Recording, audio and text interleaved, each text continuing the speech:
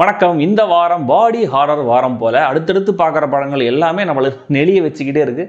ரொம்ப நாளாக பார்க்கணும்னு எடுத்து வச்சிருக்கிற அந்த சப்ஸ்டன்ஸையும் பார்த்துட்டா ஒரு கம்ப்ளீஷன் கிடச்சிரும்னு நினைக்கிறேன் இந்த வாரம். ஆனால் இந்த வாரம் வியாழக்கிழமையிலேருந்தே படங்கள் ரிலீஸ் ஆகிறதுனால இந்த வாரம் கஷ்டம் தான். மேபி நெக்ஸ்ட் வீக் ட்ரை பண்ணலாம்.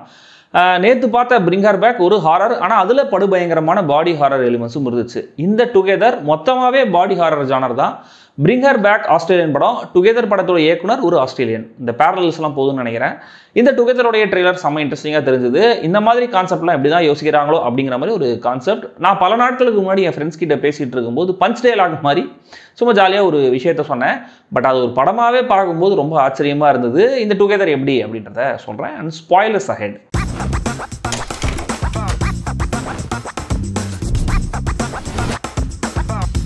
டுகெதர் படத்துடைய ஆரம்பத்தில் ஒரு காட்டு பகுதியில் ஒரு குகைக்குள்ள ரெண்டு நாய்ங்க அங்கே இருக்கிற சின்ன குட்டையிலேருந்து தண்ணி குடிக்குதுங்க. அதுக்கப்புறம் அந்த ரெண்டு நாய்களும் ஒரு மாதிரி வினோதமாக பிஹேவ் பண்ண ஆரம்பிக்குதுங்க.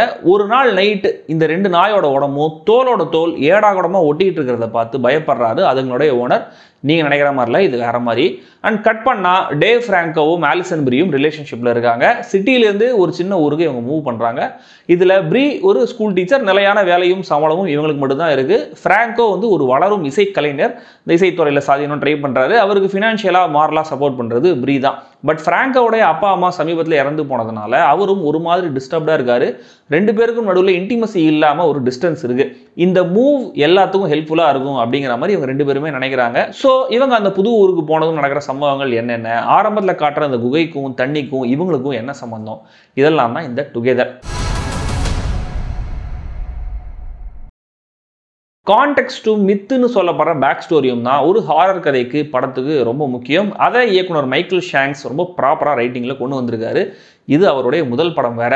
ரெண்டு பேரும் ஒன்றா இருக்காங்க அப்படின்னு சொன்னாலே ஸ்பாய்லர் ஆகிடும் அப்படிங்கிற அளவுக்கு ஒரு கான்செப்ட். ஸ்டில் இப்படி ஒரு விஷயம் நடக்க போகுது அப்படிங்கிறத கேஷுவலாக பாசிங்கில் வர ஒரு டயலாக் மூலமாக, ஒரு ஸ்பைஸ் கேர்ள்ஸ் பாட்டு மூலமாக, என் சண்டையில் கோபமாக பேசுகிற வார்த்தைகள் மூலமாகவும் சூப்பராக பில்ட் பண்ணி கொண்டு போயிட்டே இருக்காங்க. இதே ஸ்டைலில் செக்காஃப்ஸ் கன் மாதிரி ஒரு டூலும் படத்தில் வருது. அது திரும்ப அப்பியர் ஆகிற சீன்லாம் மைல்டாக ஒரு அதிர்ச்சி மொமெண்ட். ஆல்ரெடி அதே ஊரில் ஒரு கப்பல் காணாமல் போகிறது, ஏதோ கல்ட் இருந்த மாதிரி தெரியற குகை, அந்த பெல்ஸ், ஜேமி கேரக்டர் சொல்கிற இந்த கிரீக் மித்தாலஜி ஸ்டோரி, ஃப்ராங்கோவுக்கு வர கெட்ட கனவுகள்னு பல விஷயங்கள் இந்த கோர் பிளாட்டை இன்னும் ஸ்ட்ராங் ஆகுது.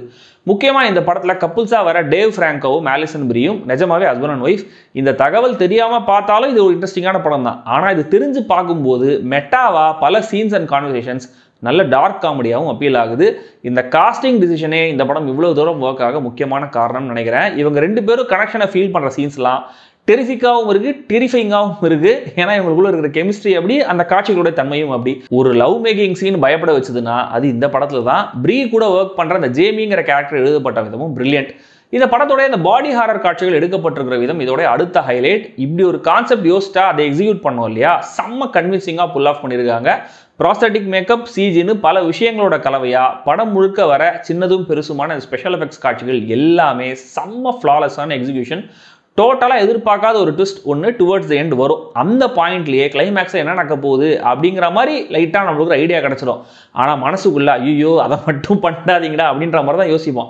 அஃப்கோர்ஸ் இவனுங்க தான் நம்ம மென்டல் ஹெல்த்தை பற்றி கவலைப்படாமல் பவுண்டரிஸை புஷ் பண்ணிட்டே இருக்கானுங்களே. ஸோ ஹிண்ட் பண்ணப்பட்ட அதே விஷயம் தான் கிளைமேக்ஸில் நிஜமாவே நடக்கும். அது நடக்கும்போது செம்ம வியர்டான, செம்ம ஒரிஜினலான ஒரு மொமெண்ட்டாக அது மாறுது.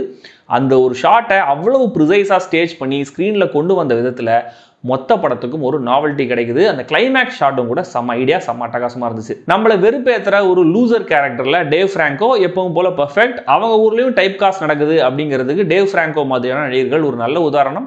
பட் இந்த படத்தில் அவருடைய பர்ஃபார்மன்ஸ் நல்லா தான் இருக்குது. பிரேக் டவுன் ஆகி அழுது புலம்புற சீன்லலாம் அவரை பார்த்தாலே பாவமாகவும் இருக்கும். படத்தோடைய கிரவுண்டடான கேரக்டரில் ஆலிசன் பிரி வழக்கமாக ஹாரர் படங்களில் என்ன பண்ணுவாங்க, பெண்களுக்கு தான் அந்த பேயெல்லாம் கண்ணுக்கு தெரியும், அப்படியே கொஞ்சம் கொஞ்சமாக அவங்களுக்கு சானிட்டி போகிற மாதிரி தான் காட்டுவாங்க. இதில் ரோல் ரிவர்சல். குழப்பத்தில் இருக்கிற, செம்ம கோவத்தில் இருக்கிற, ஆனால் விட்டும் போக முடியாத பார்ட்னராக பிரியும் பர்ஃபெக்டாக இருக்காங்க. ரெண்டு சீனில் இவங்க தைரியமாக ஒரு விஷயம் பண்ணுவாங்க. அந்த மொமெண்ட்ஸில் இவங்க நடிப்பு ரொம்ப நல்லா இருந்தது. எனக்கு இந்த படத்தோடைய சின்ன சர்ப்ரைஸ் டேமன் ஹெரிமன் பிளே பண்ணியிருக்கிற கேரக்டர் தான். நீங்கள் எப்படி ப்ரெடிக்ட் பண்ணாலும் உங்களை சர்ப்ரைஸ் பண்ணுற ஒரு ரைட்டிங் இது. ஈரியான சூழலை ஃபீல் பண்ண வைக்கிறதா இருக்கட்டும், இந்த கனெக்ஷனுடைய காட்சிகளை எடிட் பண்ண விதமாக இருக்கட்டும், சவுண்ட் எஃபெக்ட்ஸ், மியூசிக்னு மெத்தடிக்கலான ஒரு எக்ஸிகியூஷனை இந்த படத்துலையும் பார்க்க முடியுது.